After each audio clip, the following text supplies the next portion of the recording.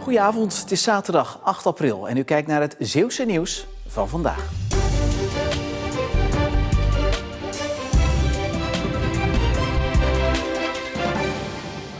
Binnenkort kan iedereen die dat wil gebruik maken van 2 bedrijfsauto's van provincie Zeeland vanuit Middelburg.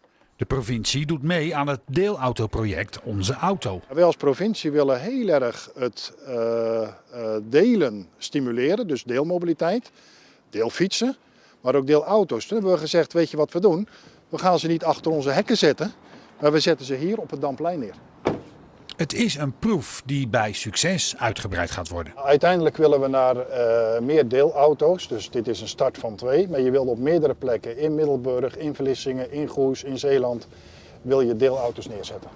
De auto's zijn onderdeel van een groter plan om de teruggang in openbaar vervoer op te vangen. Dat noemen wij dan publiek vervoer, want in Zeeland, dun bevolkt, weinig bussen. Nou, iemand die op een gegeven moment zegt, ik moet naar Westkapelle, er is geen bus, neem deze auto mee.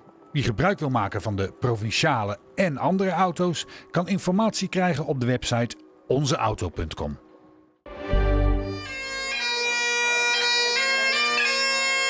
Stichting IJsendijken Bevrijd heeft in het klein een belangrijke oorlogsgebeurtenis nagebouwd.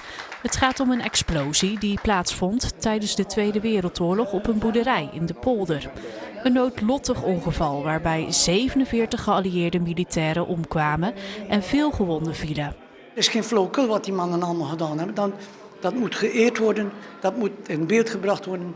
En de mensen moeten zich daarvan bewust zijn wat er gebeurd is toen en wat die mensen daarvoor gedaan hebben. Meer dan een jaar bouwde Van Meerode met andere vrijwilligers aan de maquette. En dat terwijl ze helemaal geen ervaring hebben met het bouwen ervan. En door corona waren sommige onderdelen ook nog niet leverbaar. Het was dus best een uitdaging. Zou u het weer doen? Nee, ik zou het niet meer doen. Nee, want ik heb er veel te licht over gedacht. Ja, ik dacht dat doen we even, maar dat was dus geen mal. Nee. Toch is al het werk niet voor niets geweest. De maquette is namelijk nog de komende 5 jaar te bewonderen in Museum Het Bolwerk in IJsendijken.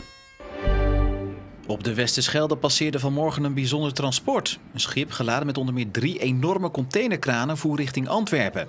Een uitgelezen kans voor scheepspotters om dit aparte schip eens van dichtbij te bewonderen. Ik ben er helemaal gek van, al van kinds af aan eigenlijk. Ik vind het fascinerend. Ik vroeg net aan iemand die hier ook stond van hoe blijft dit in evenwicht? Nou, hij zei van niet de grote golfslag en wegblijven van slecht weer. Ik denk, vind ik een beetje vreemd, waarom komt het spul nou uit China? Want het spul komt uit China vandaan. Dan denk ik, kunnen we dat hier niet bouwen in Nederland? Hoe zit dat nou eigenlijk? Zulke kranen. Maar heel vaak, ja. Beetje te vaak af en toe. Te vaak, zegt u. Waarom te vaak dan? Nou ja, ik ben gewoon fanatiek. Ik vind het gewoon mooi. Dus ja.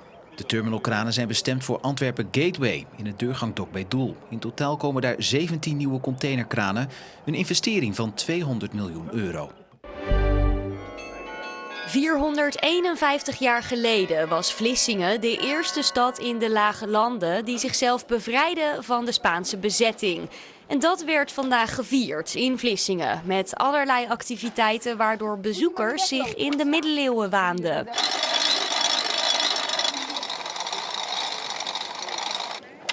De opstand die in Vlissingen was, dat was eigenlijk de eerste opstand die er tegen de Spanjaarden was. En daaruit voortvloeiend is uiteindelijk de staat der Nederlanden ontstaan. Ja, het is geschiedenis, hè? Geschiedenis Vlissingen. Dus, ja. Iedereen weet van Alfa verloor zijn bril, weet je wel. Maar dit feest kennen de mensen hier niet. De kinderen hier moeten dat horen. Vorig jaar werd er vanwege het jubileum extra veel aandacht besteed aan het verzet. En dat heeft effect gehad. Ik denk dat voor heel veel Vlissingers het een soort eye-opener was van... goh, er is toen de tijd iets belangrijks gebeurd in onze stad.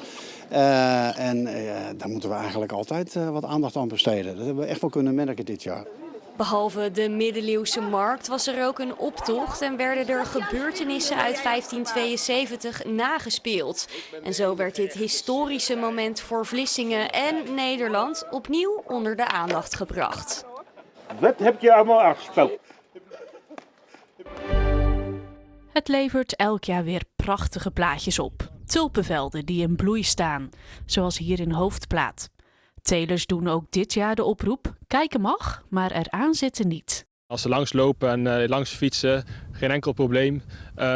Wel graag met respect voor het veld en voor de tulpen. Want de tulpen zelf komen niet zo in de winkel. De bollen ervan worden straks verkocht. Plukken is dan ook uit een boze. Dus in de zomer gaan we die bol oogsten en die verkopen we dan. En die gaan dan of wordt geëxporteerd of die komen in de kassen. Dus het is van belang dat de tulpen ongemoeid, ongestoord blijven. Niet door de tulpen lopen en zeker niet plukken. Nog niet alle velden staan zo mooi in bloei. Vanwege het slechte weer van de afgelopen maanden, de kou en de regen, kwamen de tulpen pas laat op gang. Tamar Zwijstra, hier op Archiefbeeld, heeft zichzelf overtroffen bij de wereldbekerfinale dressuur in het Amerikaanse Omaha. Ze haalde met haar paard Igwais een knappe 5e plaats bij de kuur op muziek.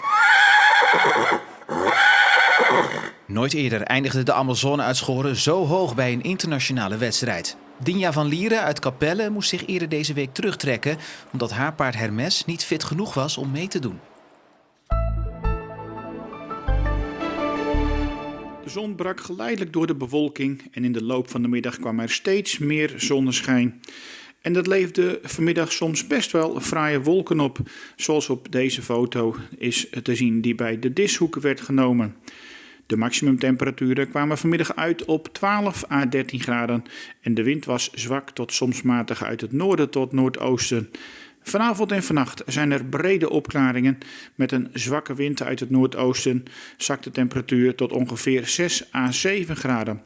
En morgen hebben we dan een zonnige dag met een paar stapelwolken. Een dag waarbij het ook nog een paar graden warmer wordt met maxima rond 15 graden. En de wind is dan zwak en komt uit een zuidoostelijke richting. Paasmaandag zal bewolkt gaan verlopen en in de loop van de middag krijgen we te maken met neerslag in de vorm van regen en ook buien.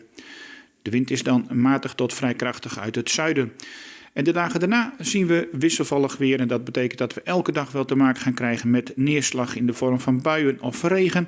De temperaturen gaan inleveren naar 10 of 11 graden en de wind wordt krachtig uit een zuidwestelijke richting. En tot zover. En mocht u nou afgelopen week nog nieuws gemist hebben, dan moet u zeker even blijven hangen. Want straks ben ik bij u terug met Zeeland de Week met een overzicht van het nieuws van de afgelopen week. Dus graag tot zo.